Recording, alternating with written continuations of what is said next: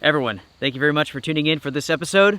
This is the Outdoor Gear Review, and this is an episode of Before You Buy. In this series, we go over the setup of tents to see how complex or how easy it is to set them up. It's information that you need before you go out and spend your hard-earned money. And today, for this episode, we have the Wildlands Ultralight 2-person tent, and we might as well get started.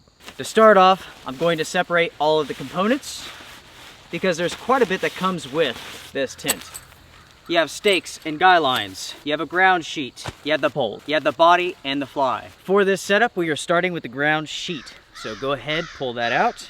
Now, of course, you can use your own. You don't have to use this one, but for this setup, I will. For my personal use, I would just use a piece of plastic. This is just a little bit heavier than what I want to carry.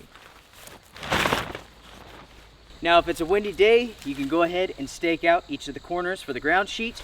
But since it's not too bad, I'm moving on to the body, and I'm going to lay this on top of the ground sheet.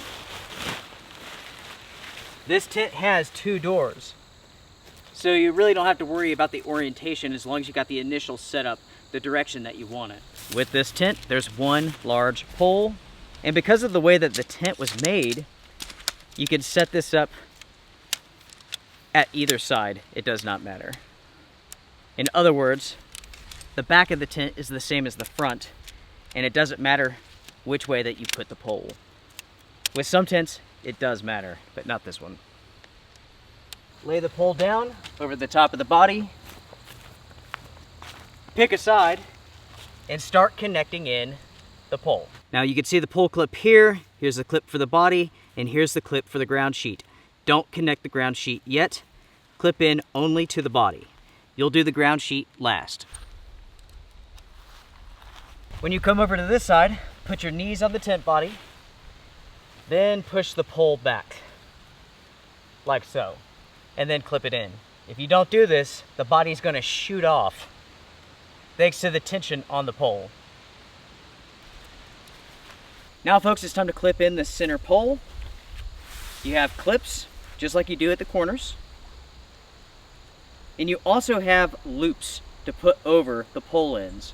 That way the clips don't fall off or come out. When you walk around to the other side and do the same thing.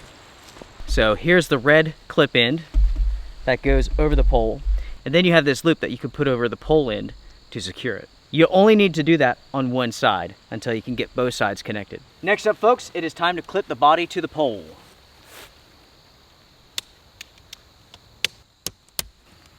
Once you're to this point, more than likely the body has shifted some from the ground sheet. So go ahead, slide it back over, make some adjustments.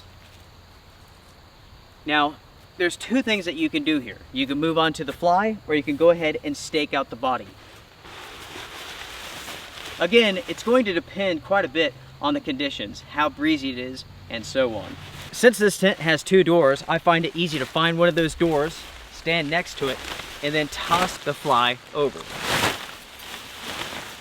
while aligning the door roughly where the body door is.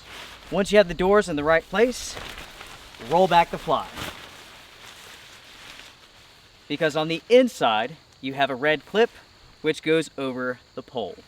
Do that on this side and also on the other.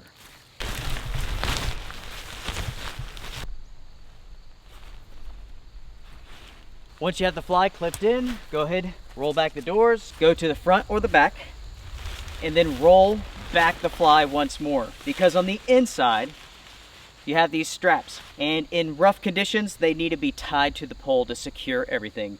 In calm conditions, you can skip this step. But if there's a chance of nasty weather, go ahead, take the time, tie it in here at the back, and then also on each side of the Y pole at both ends. For the sake of this episode, I'm not going to do that. But again, if bad weather is coming in, you will need to. Now we're going to each of the corners and we're clipping the fly to the body. You do have adjusters here, tensioners. I would say let it be loose. Connect the fly, and then connect all the others. Then once that's done, you can put tension on them.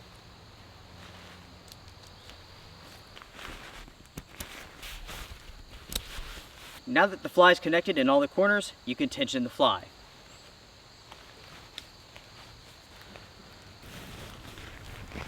The next step involves the ground sheet. Remember that thing? We have to clip that into the poles. So we have the body clipped into the poles, then the fly, and then lastly the ground sheet.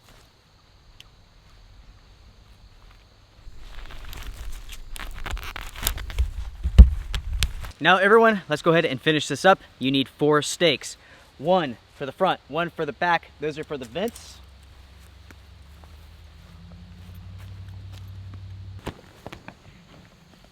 Now that the vents have been staked out, it is time to move to the doors, and this is a problem with this tent and the way that it was designed.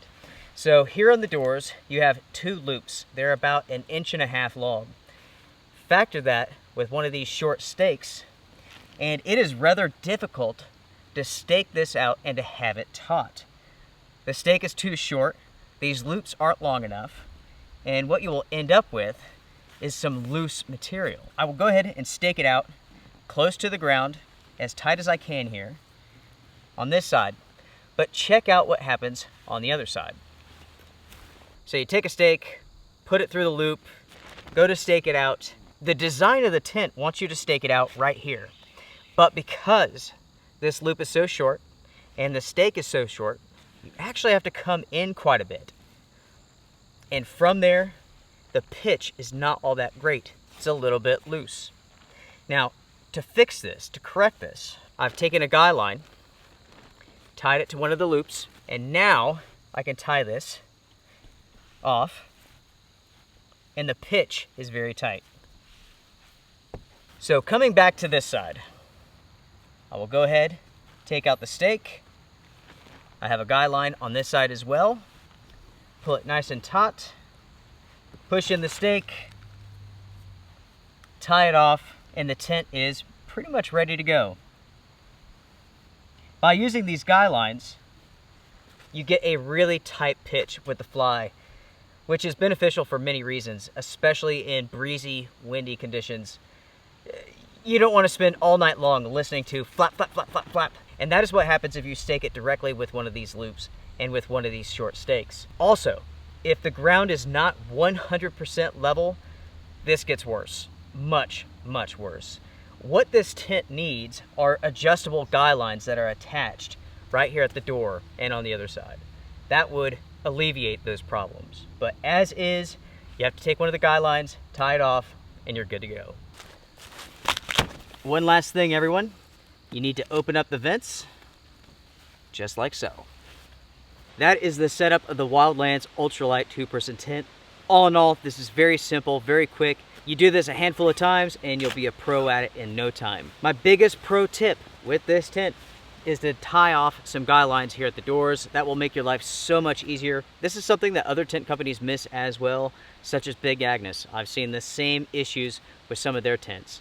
But that little trick solves all the problems. On a scale of 1 to 10, 1 being the most complicated, this is an easy 9, right? I mean, there's quite a few steps here, especially if you want to use the included ground sheet. So it's like the body clips into the pole, then the fly, then the ground sheet. So there's multiple steps. Again, it's not very complicated and it doesn't take very long. The biggest issue, in my opinion, with this tent are those tiny little stakes. I've been in situations where they're simply just not long enough. The diameter, in my opinion, is fine for most things, but they're not long enough. So if you're setting up on loose soil, or maybe there's a lot of pine needles or leaves or something, yeah, they simply do not work. And you have to shove them so far into the ground to get them to bite. I will talk about this issue in more detail in the review, which is coming up in the future. For now, that is it. Make sure to comment down below, share your thoughts. What do you all think about this tent? This is the green version, which there's something about it I kind of like. It's a little bit unusual. It's like neon green. It's not the same as a Teletubby colored tent, so it's not bad. There is a gray version, which I like as well. I would love to see this in darker, like OD colors, but that's just me. By the way, everyone, this tent does come with a gear caddy. It's very easy to connect this and put it up. There's only one way it will go, so you will figure it out. But the longest points go here at the doors, with the shortest points going here at the front and the back. Super simple. Thank you all again for joining me for this episode of the Outdoor Gear Review. This has been an episode of Before You Buy.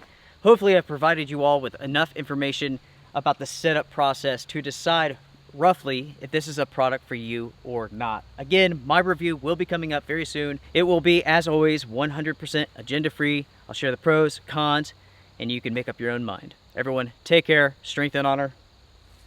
See ya.